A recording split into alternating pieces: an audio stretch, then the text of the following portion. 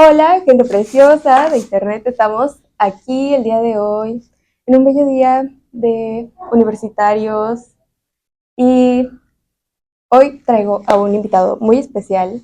Él es el profesor Héctor Torres, psicoanalista clínico con años de experiencia. ¡Yeah! ¿Cómo está usted? Primero. Muchas gracias por la invitación, Monse. Estoy muy contento de estar acá.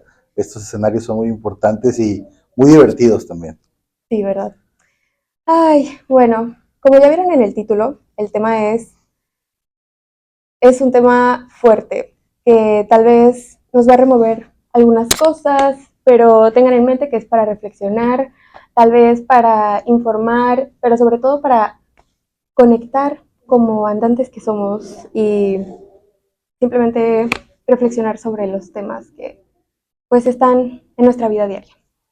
Y ahora tenemos un apoyo de acompañamiento aquí muy experimentado que nos puede dar algunas perspectivas que no habíamos pensado. El tema es, ¿soy yo o es el destino? Yo creo que es una pregunta que todo el mundo se ha preguntado de verdad y si no eres parte de ese todos, tal vez eres muy joven. Bendito seas. Muy bien. ¿Soy yo o es el destino? Y se ahonda muchísimo con lo que son los patrones familiares, porque pues es como aceptar si tenemos nosotros conciencia no conciencia, ¿cómo se dice? Como Claridad, decisión ok. sobre lo que nos pasa, sobre lo que vivimos. Y muchas veces es fácil como retirarnos esa responsabilidad y decir que es a causa de lo que nos ha pasado. O esta frase popular, pues será lo que tenga que ser, ¿no? O será lo Mm, que Dios quiera. ¿Sí? sí, ¿Lo has oído? es cierto, sí. Es lo que es más diferente. Esa es como aceptación. Sí. Es como lo contrario, diría. Hay desde hace siglos una discusión fuerte sobre ese asunto, ¿no? Como Mm. se está predestinado todo. Toda esta tradición cristiana, judeocristiana de muy de occidente, nos plantea esa posibilidad, ¿no? De que todo está escrito desde siempre y entonces nosotros somos como una especie de entidades que vamos por ahí como siguiendo nada más ese destino que ya está escrito. Y la filosofía francesa, por ejemplo, del siglo XIX y XX, pues plantean todo lo contrario, ¿no? Como que la existencia se va construyendo pues con las experiencias que van dándose a lo largo de la vida. Sí, sí, totalmente.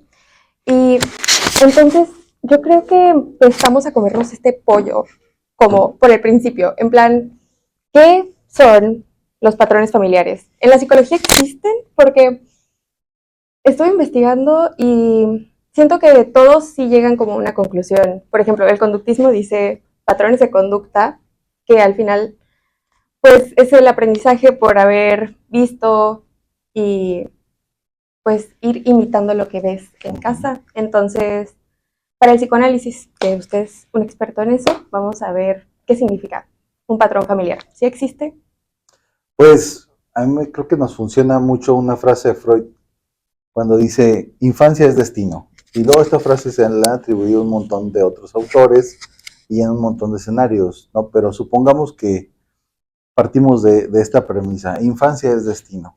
Mm. Significa que de alguna manera estamos determinados por lo que ha sucedido en nuestras primeras experiencias en la infancia. Sí. Particularmente para el psicoanálisis va a ser muy importante pensar en un par de conceptos. Uno son las identificaciones primarias y secundarias, ¿no? Las identificaciones, es decir, las cosas con las que nos identificamos en nuestros padres, en las primarias, y en personas secundarias como héroes, maestros, Ujú. personajes, a lo mejor hasta de la televisión. Y el otro concepto importante va a ser el del complejo de Edipo, una encrucijada muy importante para el ser humano en donde se trazan de buena forma pues ciertas coordenadas, ¿no? En torno a lo que vamos a hacer, cómo lo vamos a hacer y desde dónde. Entonces, me parece que sí hay algo del destino puesto ahí, Mm. pero no de una manera total, ¿sabes? Es como un parcial. Ok. Es como tener las tablas para, y con el resto de las experiencias de la vida, pues vamos construyendo algo a partir de esas tablas. Ya. También he escuchado que el existencialismo llegó como a refutar esa creencia del destino, diciendo como, pues como a liberar en el sentido de decir no. Sí. Entonces, ¿usted diría que el psicoanálisis y el existencialismo no están peleados? No, creo que incluso están más entrelazados que de lo que se puede pensar. Muchos psicoanalistas importantes de los años 50 estaban vinculados con los principales exponentes del existencialismo, ¿no? Podríamos pensar en Lacan y su cercanía con el círculo francés de intelectuales como Jean-Paul Sartre, Albert Camus, que eran existencialistas, que eran pensadores de lo absurdo, ¿no? Como Sí. ¿hay un sentido de la vida? Se pregunta Camus. A lo mejor el sentido de la vida es morir, es lo que le da algo de sentido de la vida, saber que tiene cierta fecha de caducidad. Vulnerabilidad. Sí. Yo creo que aún no entiendo completamente lo del absurdismo, pero si lo entiendo, tal vez habrá un capítulo sobre eso. Pero sí. Entonces, ¿cómo diría que sucede que un patrón familiar se repita? Vamos a hablar sobre ejemplos. Bueno, pues todo lo que voy a decir va a ser desde el psicoanálisis, ¿no? Claramente. Hay algo en el ser humano que es como una suerte de tendencia. Freud lo llamó compulsión a la repetición.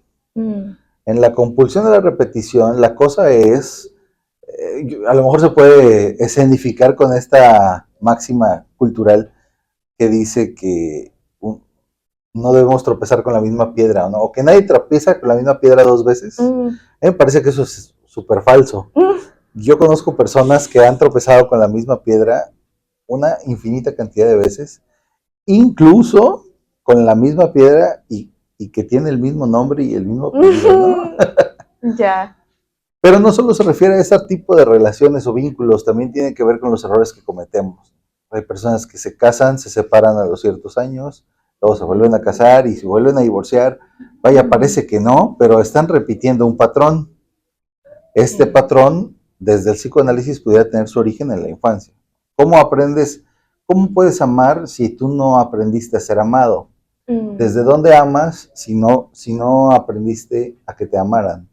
No sabes lo que es recibir amor y por ende difícilmente vas a poder amar a alguien, ¿no? O por el contrario, si te amaron de cierta manera, ¿cómo espera el otro que tú lo ames como él quiere? De repente es más cómodo amar como se nos acomoda bien, ¿no? Pero no significa que estemos amando como el otro desea que se le ame. Y diría que lo más correcto sería acomodarse al otro o... Es una muy buena pregunta porque pensar en el amor ya es un tema, creo que es una imposibilidad incluso. Ahorita estoy trabajando en un texto sobre lo imposible de amar porque es una promesa y siempre está acompañado de otras promesas. El enamorado dice, ¿y me amas? Si lo pregunta es porque lo duda, ¿no? O porque lo quiere confirmar, pero nunca por la certeza del amor. Quien ama no busca certezas, porque en el amor está cierta promesa de ello. Entonces, a mí me parece que amamos desde nuestras carencias, ¿no? Esta frase tan bonita de Lacan creo que resume esta situación, cuando dice Lacan, amar es dar lo que no se tiene a quien no es. O sea, yo amo desde mi falta, desde mi carencia, desde lo que me falta, desde ahí amo. Y el otro recibe desde su falta. Entonces, mientras el otro quiere que llenes su falta, por eso estas analogías que se hicieron durante muchos años, como la otra mitad o la media naranja, era como con esta suerte de parábola de la completud, ¿no? O sea, estoy incompleto y entonces busco a mi media naranja. Hoy veo una resistencia a eso, he escuchado más gente joven de tu edad y más jóvenes que dicen cosas como, no, pero yo estoy completo, yo no busco que alguien me complete, ¿no? Ujú. Sí, incluso como una repulsión a ser o necesitar de alguien. Exacto. Y esto reduce los vínculos también.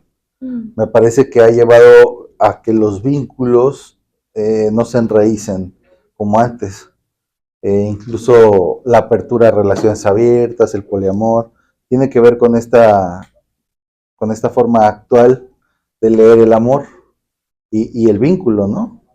Y hoy la gente deja de hablarse rápidamente. Antes la gente buscaba solucionar eh, un problema o resolver un conflicto, ¿no? Como para mantener cierta amistad.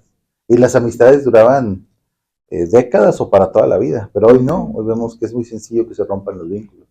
Sí, al cruzar límites o, o incluso si hacen algo que le disgusta a la otra persona, que no sea como un ataque directo. ¿Sí? El gosteo, ¿no? El gosteo me parece un fenómeno muy interesante porque en mis tiempos eso era no solo una falta de respeto, sino también una muestra de desinterés y de violencia. En los niños, por ejemplo, cuando tú los gosteas o les aplicas extinción o los ignoras totalmente, eh, los efectos emocionales son muy severos. Sí. Es una de las formas de castigo más rudas para un niño, que se le ignore, que no se le tome en cuenta. Desde la teoría psicoanalítica incluso deseo, el no deseo de ser padre puede producir algo del autismo, ¿no? Entonces, en el ignorar, en el no considerar al otro, hay algo de lo patológico muy fuerte. Y en otros tiempos, pues era distinto, o sea, las personas al no recibir una respuesta iban. Por eso ahora hay conductas que están muy mal vistas, como la insistencia en un cortejo, por ejemplo. Es, dando flores, no me responde ni no me dice nada. Hoy se llama gosteo, pero en otra época significa vuelve a mandar flores. Y hoy eso puede rayar en el acoso, Sí. por ejemplo. Sí. No hablamos de apología temporal, o sea, no estamos pensando qué está bien o qué está mal, sino tratando como de observar, ¿no? ¿Qué pasaba antes? ¿Qué pasa ahora? Sí. Hay que regresar un poco, porque Ajá. todas estas cosas que estamos hablando son como patrones que se pueden dar desde cómo creciste y se repiten también en la vida amorosa. Sí. También usted diría que los patrones familiares pueden ser positivos. Me parece que sí, por ejemplo, cuando hablamos de un patrón familiar muy clásico en Latinoamérica, que es el alcoholismo, Mm. muchas mujeres con padres alcohólicos van a buscar inconscientemente vincularse con formas de alcoholismo. Esto en buena medida se debe a que si yo aprendí a ser amada por un alcohólico, posiblemente replique esa búsqueda de afecto y que termine buscando quien me ame como aman los alcohólicos, ¿no? Pero también hemos observado en la clínica que a veces es a la inversa, proporcional. O sea, una persona que crece con alcoholismo y recibe demasiada violencia proveniente de ahí, lo último que va a buscar va a ser un alcohólico, ¿no? Y entonces va a amar a quien no sea alcohólico, pero a lo mejor tiene otras o ejerce otras formas de violencia, con la característica firme de no alcohólico. Por ejemplo, en estos matrimonios, voy a decirlo así, panistas tradicionales, el caballero no toma, es un tipo atlético, que va al gimnasio, que hace deporte, pero golpea a la mujer, ¿no? Sí. Y en otras familias un poquito más liberales, a lo mejor todos se ponen borrachos el fin de semana, pero no hay violencia, ¿no? Entonces ahí el alcoholismo no es un factor de quiebre, ni necesariamente algo negativo. A lo mejor es la forma en la que se vinculan, Ya. aprendieron a amar a través del alcohol, pero sin violencia. Esto no justifica el alcoholismo, pero nos hace ver que tiene varias caras, ¿no? Sí. Entonces diría que busca algo similar, pero no, pero ante sus ojos dice, no, yo me estoy alejando completamente Ajá. de con lo que crecí. Ajá, por ejemplo. Mm. Y hablamos del alcoholismo, pero eso aplica para violencia sexual, violencia psicológica, violencia física. Y por el lado positivo, el deporte, por ejemplo.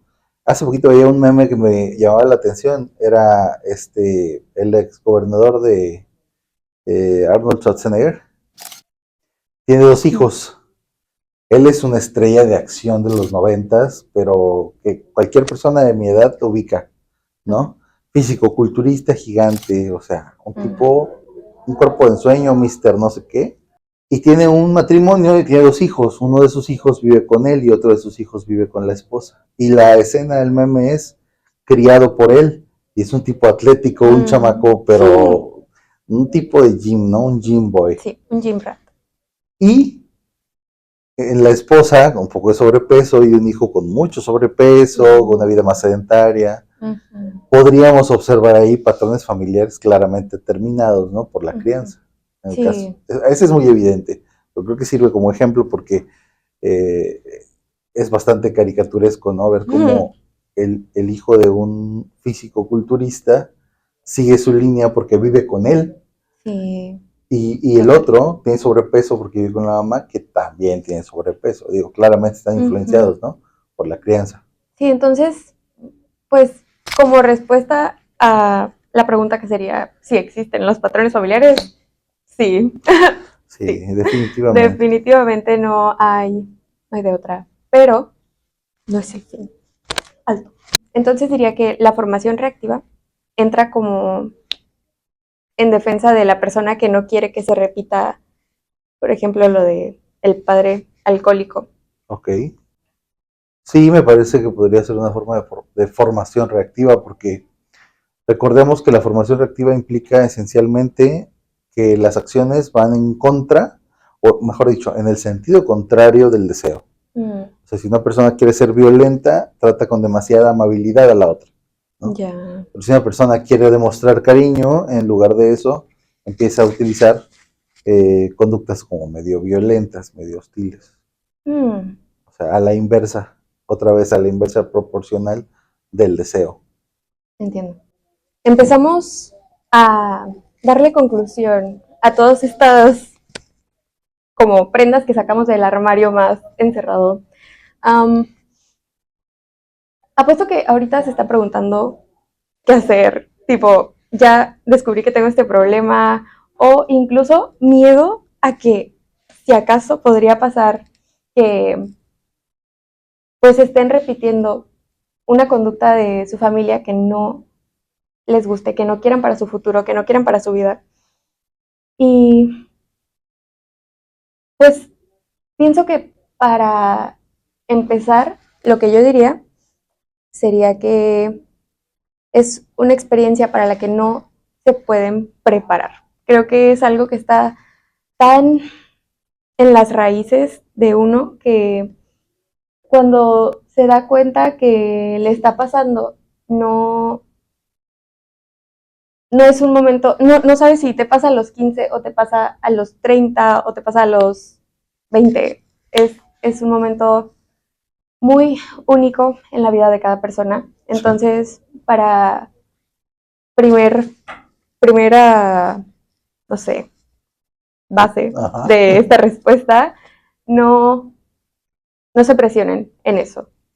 Pues, iba a decir va a pasar lo que tenga que pasar, pero eso está en contra de este capítulo. Pero me refiero que pues no hay que forzar las cosas, porque no pueden acelerar un proceso que no está. Aunque la recomendación aquí, yo creo que usted puede decir la frase más icónica que tiene, profe. Pues, ve a psicoanálisis, ¿no? Sí, sí. Es que es excelente para justo este acompañamiento. La cuestión es que yo fui a psicoanálisis cuando tenía como 17 años y me parece que es un excelente lugar para empezar. En serio que las cosas que se desenvuelven y si quieren analizar su historia y conocerse, siento que es el primer paso. Sí, el psicoanálisis ofrece un tipo de escucha muy distinto al que ofrecen las psicoterapias en general, ¿no? Ahorita que decías esto de qué hacemos, ¿no? Con lo que somos, etcétera. Justo hablando de existencialismo, hay una frase de Jean-Paul Sartre que reza: somos lo que hacemos con lo que hicieron de nosotros, ¿no? Somos lo que hacemos con lo que hicieron de nosotros. Justo de esta camada de intelectuales franceses de la época de Lacan, que piensan un poco en la existencia humana como un devenir y no tanto como un destino predeterminado, en donde si infancia es destino, lo es en función de lo que hacemos con eso, ¿no? También. Una cosa es lo que hayamos vivido y otra cosa es lo que hacemos con eso que vivimos y a dónde lo llevamos, ¿no? El psicoanálisis ofrece este lugar para la escucha, no, pero no escuchamos al analista, o sea, nosotros como pacientes escuchamos lo que tenemos que decir que no podemos escuchar en otro lugar.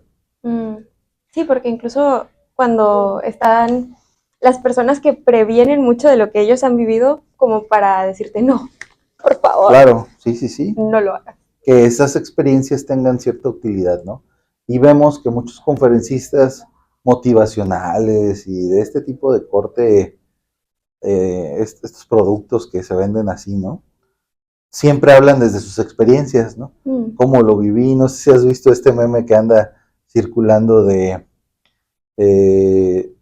¿me vendes un cigarro suelto? No vendo cigarro suelto. ¿Me vendes un cigarro suelto? No lo he entendido. Solo me salió. Es que es de un video de un tipo que está contando su historia. Okay. Justamente está contando su historia de cómo llega a la cárcel, lo difícil que es el proceso y todo. Pues él la conferencia sobre eso y ahora ayuda, voy a una fundación a chavos que están en situación de calle, como los de Reinserta, el programa este Reinserta, para que no lleguen a sitios de vulnerabilidad, donde puedan ser víctimas de violencia o que se vuelvan victimarios. Sí. ¿No? Pero parten siempre como de este enfoque de perspectiva desde la experiencia. O sea, yo viví esto, se los comparto para que no caigan en esto, ¿no? Sí, y eso ayuda a conectar un montón. Claro, porque la gente se empieza a identificar, o se proyectan, o empiezan a hacer esa suerte como de asociación con lo que ellos mismos han vivido o podrían vivir o están viviendo, ¿no? Claro. Sí. Justo, sí lo voy a hacer. Ok, estaba debatiendo sobre si contar una experiencia personal o no, pero ¿por qué llegamos a este tema de lo que comparten los demás? Así es el psicoanálisis, ¿no? Ok. Te va llevando a donde tienes que llegar. Sí, no, bueno, no lo recordamos, pero ustedes sí, y si no, pues pueden regresar.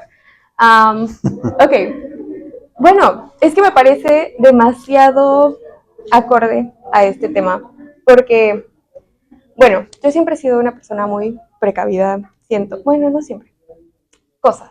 Por alguna razón me hice muy precavida. Entonces, lo que pasa es que este último año estuve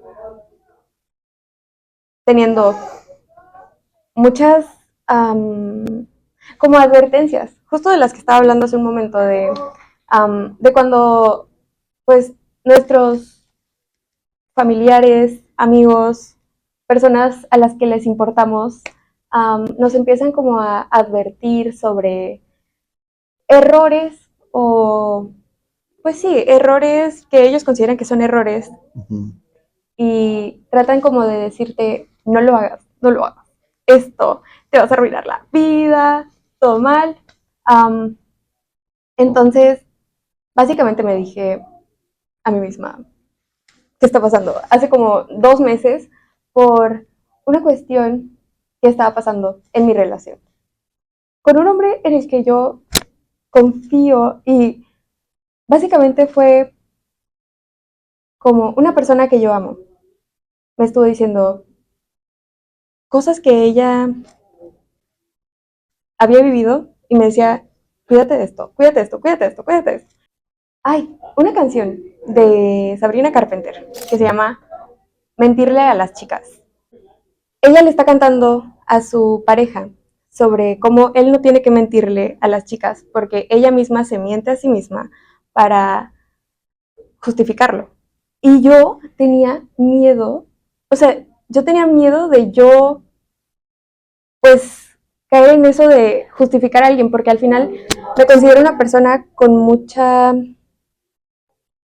conciencia de las cosas que hace y es como no me gusta desperdiciar tiempo, que bueno, tampoco se dice así, supongo que hay una mejor forma de decirlo y no, realmente no pienso que nunca lo haya hecho como tal porque todo se aprende. Bueno, volveré al tema. Espera un momento. Ya, ok. Entonces, dije, no, eso no me puede pasar, porque, no. Ah, y hay una parte de la canción que dice,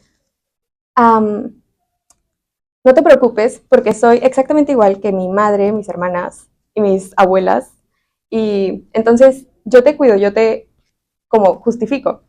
Y entonces es como, yo tenía mucho miedo de hacer eso, porque, bueno, las historias de nuestras madres, hermanas, primas, abuelas, ay, abuelas, no puede ser, pero sí, son bastante, especialmente en México, la verdad, Sí. me parece impresionante la cantidad de amigas, amigos que me han contado las historias, bueno, personas que quiero, tipo todos, bueno, um, que me han contado las historias de su familia y realmente que las mujeres han sufrido, wow, Sí, mucho, mucho. sí. Y no sé, me parece entonces que es un miedo normal, pero, pero sí, que yo lo tuve por mucho tiempo después de algo que me hizo sentir vulnerada, pero el tema se habló. Y luego yo, en un momento de claridad, dije, entiendo lo que pasó y siento que puedo superarlo. No fue hasta que yo hablé con mi familiar y sentí como humillación por haber superado lo que yo había decidido por mi cuenta sin ninguna opinión externa. Fue entonces cuando me empecé a cuestionar si lo que había hecho estaba bien y fue una rumiación que tuve por muchos meses. Realmente que yo, que me considero una persona tan, ay, no sé cómo decir, como muy consciente de lo que está pasando en cada momento y como hasta a veces pues no es divertido, ¿verdad? Porque es como, bueno, ya, basta. Cansado. Sí, es cansado. Y bueno, trabajo en eso. Pero definitivamente algo en mi intuición, que es tan difícil saber si es ansiedad, intuición, no sabes a dónde moverte. Y no fue hasta un momento en el que hubo una palabra, un recuerdo de algo que pasó el día de la cosa que pasó en mi relación, que yo me di cuenta que había estado ignorando una gran parte de la historia, por lo que había estado escuchando por horas de mi familia, de las personas que quiero, que me aconsejaban que esté segura desde la mejor intención, pero mmm, pues al final aconsejar tanto es no confiar en la, ¿cómo decir? Pues a lo mejor en la capacidad de la persona para resolverlo, ¿no? Sí, totalmente. Y bueno, siento que después de que tuve este momento de despertar y ver las cosas completas después de mucho tiempo de tener visión de túnel, um, yo pasé una tarde noche con mi amado y entonces sentí como que lo podía ver de una forma diferente y sentí que, ay, no sé, como si hubiera estado sesgada o con una barrera muy grande de conexión con él, pero a la vez no tan grande porque según yo estaba siendo solo precavida, pero eso en realidad era como una protección que yo estaba poniendo. Um, entonces, este tema realmente me ha resonado un montón y también por eso dije, wow, esta lección para mí significa... Oh, de hecho, esa fue mi lección del año 2025. Yo dije, por más íntima que sea una persona a mí, no puedes dejar que alguien entre a tu centro de toma de decisiones sin filtros. Y eso a mí me costó bastante porque cuando alguien es importante para mí, como lo es la familia o incluso amigos muy cercanos, las historias que cuento para mí son forma de conectar. Y digo, no sé, en este momento me siento conectada con usted, con el público, y es como, supongo que antes, si hubiera escuchado una opinión de alguien que a mí me importara, sin importar si me inspira en el tema que me está aconsejando o no, probablemente hubiera dejado que entrara en mi cabeza. Entonces, ese es mi consejo. Filtren las cosas que escuchan, infórmense, edúquense, busquen. Claro.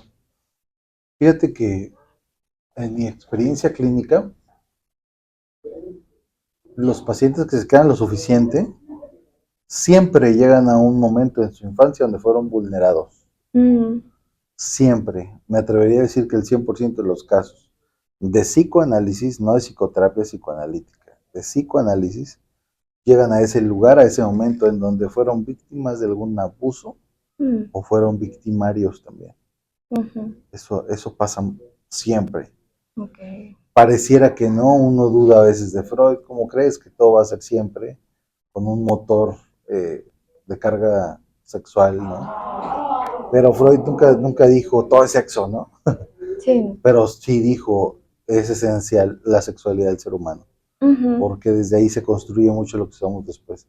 Va a venir Otto Rank, Ferenczi, Adler, hablar de carácter, rasgos de carácter y una suerte pues, de psicoterapia centrada en fortalecer el carácter, ¿no? Se aleja mucho el psicoanálisis y terminan separándose. Pero en nuestros tiempos corre mucho esto, pareciera que ya no pasara, pero te sorprenderías la cantidad de casos que al final en el análisis terminan hablando, es que mi tío me tocó, es que mi papá me agarraba, es que mi mm, primito, y también una que otra persona, entre ellas mujeres, tengo pacientes que terminan confesando cómo abusaban de, pero dicen cosas como, yo no sabía que se trataba de eso, ¿sabes? A mí me da curiosidad y pues yo lo tocaba porque me daba tentación, ¿no? Por ejemplo, mm, curiosidad. Y no estamos en una posición de juicio, no juzgamos, o sea, nuestra labor es escuchar. sí. ¿Cómo no va a determinar todo esto la vida de una persona, ¿no? Ujú, Cómo no pensar en, en estos patrones familiares si no puedes arrancar de tu memoria la forma en la que tu tío se metía al cuarto a lo mejor y hacía cosas que no debía hacer? mm, Claro que es una forma también en la que aprendemos a relacionarnos con el otro, ¿no? O un paciente me contaba una actividad interesante. Era Navidad, fuimos a comprar los regalos navideños, mi papá me compraba el regalo que yo escogía, escojo un avioncito, escojo un avioncito y le digo, vamos a ver más cosas, ahorita regresamos. Yo creo que quiero ese avioncito, dice el paciente, pero si encuentro otra cosa, pues no sé. Entonces se van, no le gusta nada más, regresan por el avioncito y ¿qué crees? El avioncito ya no está. ah, Y entonces siguen en el súper y dice el papá del niño, vamos a buscar tu avioncito. No, pues ya no hay. No, pues a los carritos, que aún no pagan. Y ahí van buscando en los carritos a ver quién traía un avioncito de los que él quería. mm, Y encuentra una señora que lleva muchos juguetes y dice, quédate aquí. Va el papá, toma el avioncito, se lo roba del carrito a la señora y mm, le dice al niño, está tu avioncito, vámonos, ya hay que pagar. Quiero que pensemos en ese escenario, es un niño de 4 o 5 años y ve toda la acción, se da cuenta que su papá está robándole el carrito a otra señora de su avioncito. mm, ¿Determina eso o no una forma en la que se lee la vida? ¿Qué aprende el niño, no? De este tipo de escenarios. Yo puedo tener lo que yo quiera, solo tengo que tomarlo. mm, Y lo hace papá, la máxima autoridad, la máxima imagen de respeto para un niño. sí. Imagínate, ¿no? La sensación puede ser ambivalente, como de preocupación, de miedo, no, lo estamos robando, pero Ujú, también puede ser, wow, mira lo que hizo mi papá por mí. sí. Y luego, pues, se confronta en la escuela con todas las lecciones de ética, de qué está bien, qué está mal. Pues aprendes a que la escuela no tiene razón, por ejemplo. Mm, Aprendes a que la escuela te enseñan cosas que te alejan de la felicidad. Y entonces, ¿quién va a querer ir a la escuela que le miente, ¿no? mm, O que le dice cosas que no son divertidas? Cuando mi papá, a quien más amo, me enseña lo contrario, ¿no? Que tome lo que quiera cuando lo necesite o lo decida, además. Está impresionante lo que puede generar en un niño una experiencia primaria en la infancia. Sí, totalmente. Wow, mucho que pensar. Estoy en... Procesando. Sí. ¿Cómo con qué conclusiones cree que nos quedamos? Pues a mí me gusta mucho pensar en el ser humano como una esperanza todavía. A pesar de que mi posición filosófica es más como el pesimismo, cargado hacia el nihilismo, también el existencialismo ha influido en mí gracias a los estructuralistas primero y luego los postestructuralistas. Entonces creo que si infancia es destino, eso no lo podemos evitar. Lo que sí podemos evitar es la ruta que toma ese destino. Eso me parece que es muy diferente. Por eso pensadores grandes, importantes que nacieron en cunas muy violentas, pues vamos a pensar en un activista como Martin Luther King, que crece y nace en el Bronx, en ambientes hostiles, en escenarios bastante bélicos, diríamos acá en el norte. Se vuelve un activista de las causas de sus hermanos, ¿no? Y sale de ahí con educación, pues trasciende de una forma diferente. Y personas que fueron criadas en cunas de mucho valor, pues terminan haciendo delincuencia, ¿no? Como pienso en Carlos Salinas de Gortari. Estudiado y un tipo brillante, pero utiliza todo su conocimiento para destruir a un país que de por sí ya venía arrastrando muchos años de explotación de recursos. Bueno, entonces, no me parece que infancia sea destino ya. Creo que infancia es destino en cuanto a que marca una línea o una ruta, pero no determina el final. Claro. El final no puede estar escrito porque grandes naciones daban por hecho que ganaban y perdieron. A pesar de que todo indicaba que una persona iba a ser feliz, falleció. O a pesar de que una persona estaba condenada pues, a la perdición por haber nacido en la pobreza y andado entre pandillas, y se vuelve presidente de los Estados Unidos, ¿no? Entonces, ¿qué tan importante es hacerle caso a esos patrones? Pues es importante entender de dónde venimos para no repetir la historia. Sí, totalmente. O incluso si nos metemos en profecías que hay, por ejemplo, se me ocurrió, en Spider-Man. Spider-Man, el de Miles Morales, ¿lo ha visto? La segunda. Sí, Esa película es está muy... muy buena. Es totalmente la conclusión a la que estamos llegando. Porque Spider-Man tiene... ¿Cuántas versiones? 1000. No, infinitas. Demasiado. Pero en todas como que tienen que cumplir estos eventos canónicos de los que habla y habla y habla Marvel, ¿no? Entonces, en la película, la segunda, lo que pasa es que él está bien cumpliendo todas sus profecías de Sí. Spider-Man, Spider-Boy, jajaja. Y luego el multiverso. Tú no eras, es un error. Ajá. Y entonces esto podría ser... Infancia es destino. Infancia es destino. Ajá. Y bueno, en este caso no sería infancia como tal, sino toda su adolescencia, creo, pero él estaba cumpliendo con lo que se supone que tenía que cumplir. Y en el momento en el que el universo completo le está diciendo, no, esto no es, porque nos equivocamos contigo, él se revela y dice, mi tío no se va a morir. Ah, no, ok, su papá, sí. Sí, se resiste, dice, ¿no? Sí, resiste. No tiene que ser así. Y eso sería resiliencia, que es como la clave para... Ok. Pues yo tengo mis reservas con el tema de las resiliencias. Resiliencias en plural, porque además el concepto de resiliencia varía. Si dice tu jefe del trabajo, es que hay que ser resiliente, una forma de explotación. Sí, no. Claro, sobreponte y sigue trabajando, porque yo necesito que trabajes, ¿no? Pero la resiliencia de alguien que perdió a toda su familia en la guerrilla o en el narco, es una forma de recuperarte de un dolor profundo que de entrada es imposible de sanar, por completo por lo menos, ¿no? Siempre hay una reminiscencia y una herida. Son resiliencias entonces. Por eso digo que tengo mis reservas con el concepto, porque esto de recuperarnos todo el tiempo, bueno, pues tiene que ver con pues el objetivo central del psicoanálisis. El psicoanálisis no quiere curar a nadie. Lo que pretende el psicoanálisis es enseñar un poco al sujeto a vivir con estos fantasmas y que no duela tanto. Aprender a entender esto, ¿no? Sí. Entonces, Sí, nuestra primera recomendación es ir a psicoanálisis. ¿Cuál cree que sería una terapia adecuada como para proseguir? ¿O piensa que es lo mejor? Bueno, no, porque lo mejor es muy subjetivo para cada persona.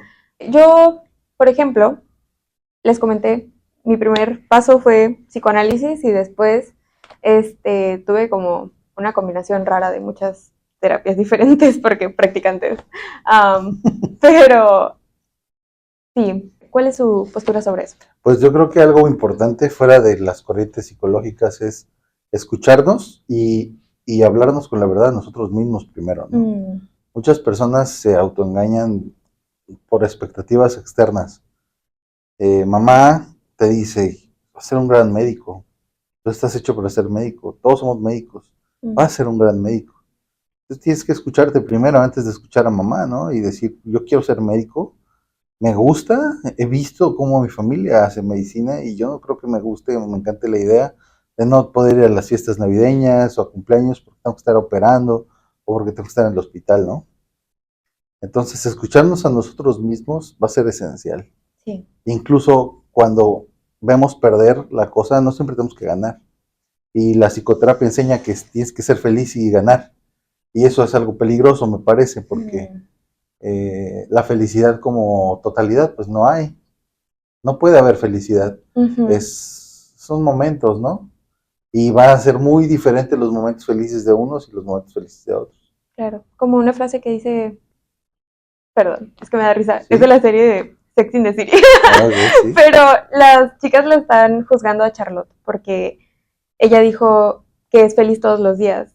Y entonces ellas le dicen, cállate, ¿cómo que feliz todos los días? Estás loca, te estás burlando de nosotras. Y él dice, a ver, no todo el tiempo, pero sí, todos Todos los los días días. hay un momento o varios en los que soy feliz. Muy bueno. Eso me parece mucho más ético Hmm. que pensar que se logra la felicidad, ¿no? Como Ujú. esta frase original de cuento tan clásica, y vivieron felices para siempre. Primero que siempre, y luego que ser felices, Mm. Sí. y pues no. Y la Ujú. otra es, si ya somos honestos con nosotros, pues ser honestos con los otros. Mm. Una cosa es ser honestos con nosotros y otra cosa con los otros. Y Sí, eso cuesta más trabajo. Me parece que la cultura sería distinta, la civilización misma sería muy diferente si no mintiéramos tanto. sí. Wow. Muchas reflexiones. En el momento en el que ya estás afrontando una cuestión que sientes que es de herencia familiar, wow. Creo que después de aceptarlo, el siguiente paso sería, Una vez que se acepta ujú, que estamos replicando alguna forma de conducta familiar, algo así, claro, y reconocer si es o no lo que queremos hacer, ¿no? ok, es muy difícil. Mm, No es nada sencillo. Yo he conocido personas que estudiaron, por ejemplo, otra vez la carrera de medicina para tener el título en las manos, llevárselos a sus papás y decirles, tengan, yo quiero ser arquitecto. mm, Y entonces ahí toda la carga, toda la responsabilidad, todo ese pago, lo termina haciendo el hijo por los deseos del padre, ¿no? sí. Entonces, ¿hasta qué punto el deseo del padre es apenas un empujón para que nosotros hagamos algo con nuestras vidas? O de plano, ¿cuánta gente, no? Sobre todo los estudiantes, como tú y como muchos estudiantes en el país, tal vez están viviendo el deseo de los padres y no el propio. Entonces hay que tener mucho cuidado con eso y es lo que te decía, Sí, ¿no? por eso mismo. Ser honestos, Ujú. ser honestos Volvemos. con nosotros mismos. Total. ¿Alguna otra recomendación que quiera agregar? Creo que una buena forma de éxito es dedicarte a lo que te gusta hacer. Mm, Cuando haces eso, pues no sientes que estés trabajando y siempre estás de buen humor para ofrecer algo al respecto, ¿no? No importa de qué se trate, desde ser investigador de alto nivel hasta tener un puesto, no sé, a lo mejor de esquites, de paletas de hielo, pero si te encanta hacer paletas de hielo y te gusta el trato con la gente, tú ahí nunca vas a trabajar, siempre vas a estar contento, ¿no? sí, wow. Y eso es muy importante para que uno pueda medio sobrellevar todos estos monstruos que nos acompañan todos los días. Porque Ujú. si no, uno termina haciendo cosas que no quiere hacer, con quien no quiere hacerlas y donde no quiere hacerlas. quiero empezar con una tradición para nuestros invitados del podcast y es una prosa que escribí que le dirá una pregunta. Ok. Ok. En su camino, seguramente con cada cambio ha habido lecciones que ha guardado en su bagaje de vida, que aplica para seguir andando por ahí. Y entonces, de su viaje de andante cambiante, ¿qué lección quisiera compartirnos hoy? Que se siente inspirado para este espacio de conexión. Eh, la responsabilidad de tus actos. Muchas personas huyen de sus responsabilidades porque no hay nada más doloroso que reconocer un error, sobre todo con un narcisismo ensanchado. Algo que a mí me ha ayudado mucho a lo largo de mis últimos años, aparte de mi psicoanálisis personal, es reconocer los errores. La gente no quiere reconocer sus errores porque eso implica pues trabajar. Incomodarse. Sin incomodarse. Y algo que es muy importante para mí es aprender a reconocer. Esto me pone en un lugar en el que no soy poseedor de todo saber y que me permite ayudar a otros a construir también. Con la mayor humildad posible, cuando me refiero a ayudar a otros, me refiero a que hay un lugar que yo no tuve, donde me escucharon, ¿no? Y ahora yo quiero ofrecerlo para la gente. Justo tenemos un grupo de estudios psicoanalíticos que se llama Trípode, estamos trabajando los miércoles, aprovechando. Este grupo de estudios psicoanalíticos es para mí muy importante porque veo que los jóvenes están interesados en aprender psicoanálisis y ahí estamos como trazando estas coordenadas de dirección para que no se sientan tan perdidos como yo me sentí en su momento cuando quise formarme como psicoanalista. Cuando no había nadie. A la fecha creo que somos los mismos 3, 4 psicoanalistas en Tamaulipas. Wow. Pero ahora quiero que haya un lugar muy especial para toda esta gente, para todos, pues bienvenidos todos aquellos que quieran hablar y aprender de psicoanálisis. Increíble. Muchas gracias por este capítulo. No, gracias a ti por la invitación, era lo que teníamos muy platicado. Ah, sí. Pero pues ya se dio y qué bueno, ojalá que sea de utilidad para las personas que te escuchan. Sí, gracias. Ojalá volverlo a tener por aquí. Con mucho gusto. Ok. Adiós. Qué emoción.